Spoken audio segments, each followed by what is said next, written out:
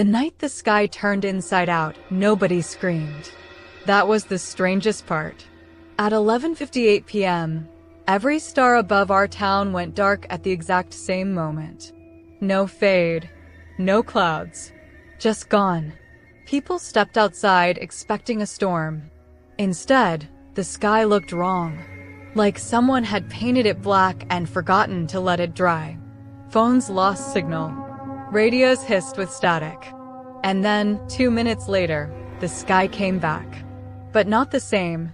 At first, things felt normal. Too normal. Birds chirped at midnight.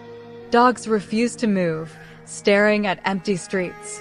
Clocks disagreed with each other by minutes, then hours. By morning, everyone had the same headache. Not pain, pressure. Like something was gently pushing from the inside. At school, kids kept zoning out mid-sentence. Teachers forgot what they were explaining. At 11:58 a.m., the lights flickered. For half a second, the classroom walls looked soft, like they were breathing. Then everything snapped back. Someone laughed. I didn't. Because during that half second, I saw something moving behind the walls.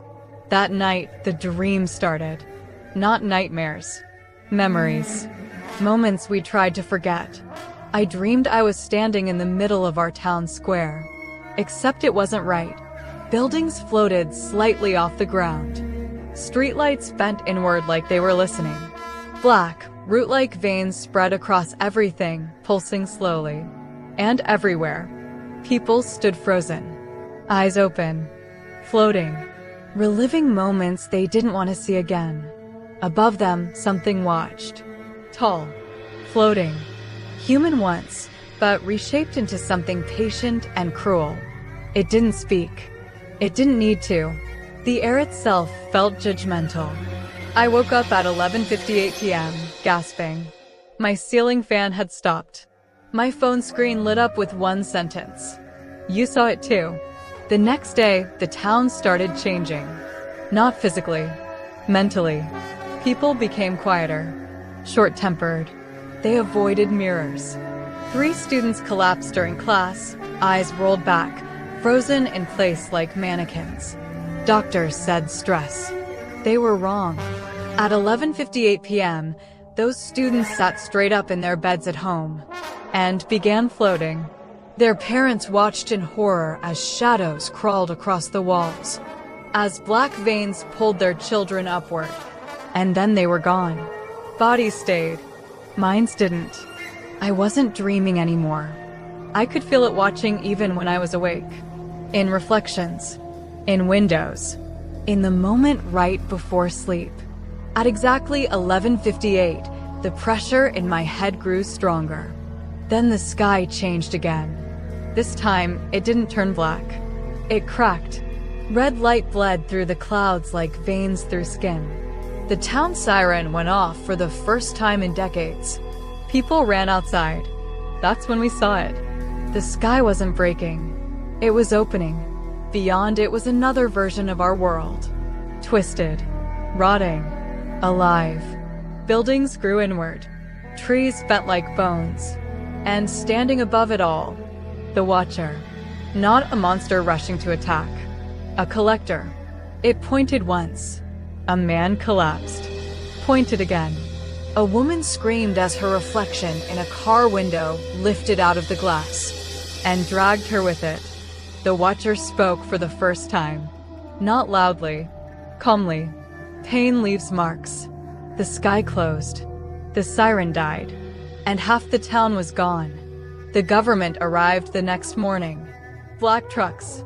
No logos. They told us it was a gas leak. Mass hallucination. But they couldn't explain the missing people, or the fact that every clock in town had stopped at 11:58. I found something they missed. In the old library basement. A room that didn't exist on the blueprint. Inside, walls were covered in drawings. Hundreds of them. All drawn by different people. All showing the same thing. The sky opening.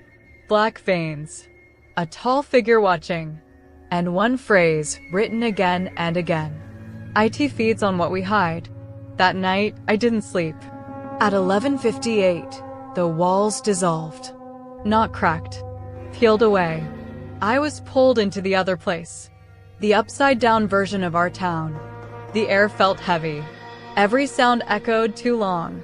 I saw the missing people. They floated in the air, trapped inside their worst memories, reliving them on repeat. The watcher hovered nearby, silent.